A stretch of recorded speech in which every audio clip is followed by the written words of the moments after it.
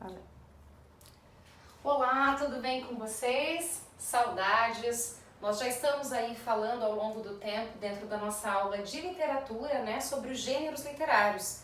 Lembrando que os gêneros literários, né, difundido e estudado por Aristóteles, eles são divididos em três, que é o gênero épico, o gênero lírico e o gênero dramático. O gênero épico e o gênero lírico nós falamos bastante juntos em sala de aula, né?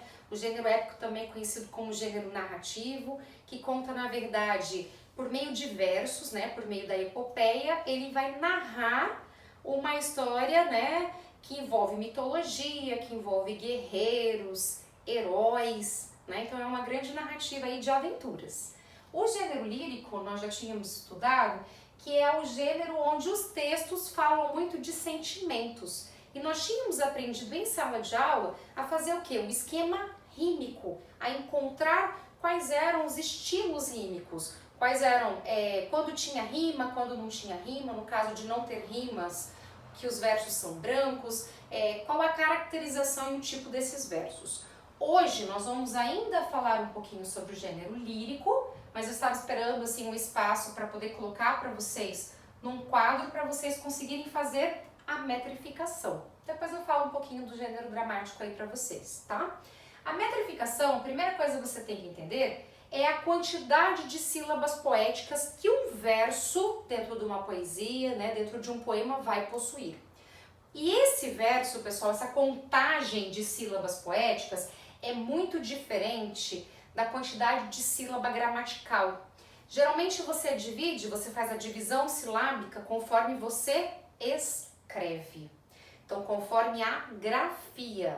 É importante lembrar que na literatura a divisão da sílaba poética não é conforme a grafia, é conforme a fonética, é conforme o seu som, como você pronuncia. Porque nós sabemos que um dos recursos da poesia é o quê? É a sonoridade.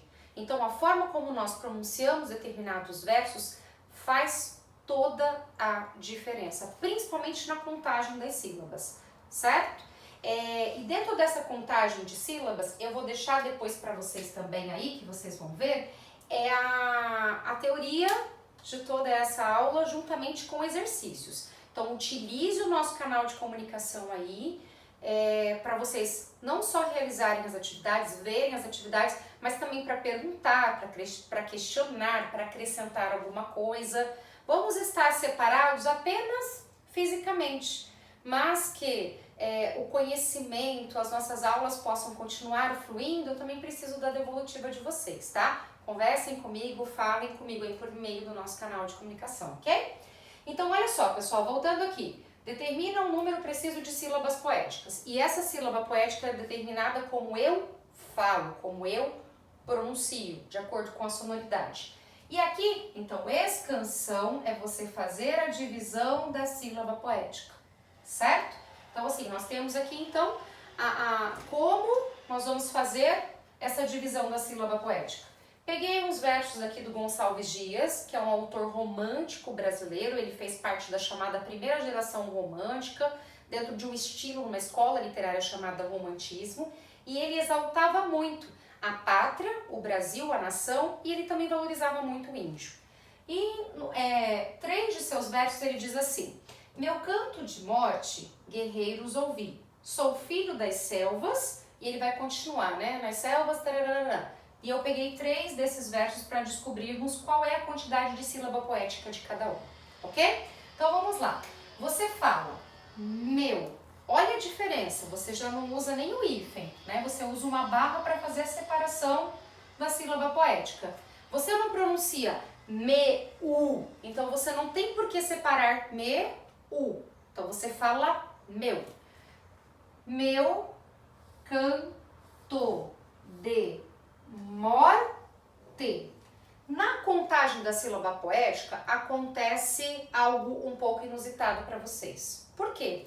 Porque na última palavra do verso, a última palavra desse primeiro verso é morte. E nessa última palavra você para de fazer a contagem da sílaba poética, porque nós vamos contar quantas sílabas poéticas tem, na sílaba cujo som seja mais forte. Ou seja, nós vamos parar de contar na sílaba tônica. Qual é a sílaba tônica da última palavra aqui? A sílaba tônica da última palavra é mor. Olha só, meu canto de mor. Então, vou parar de contar aqui. Então, quantas sílabas poéticas tem esse primeiro verso aí do Gonçalves Dias, do texto Ijucapirama? 1, eu coloco o númerozinho 1, 2, 3, 4, 5. Então, esse primeiro verso possui 5 sílabas poéticas. 5 nós vamos chamar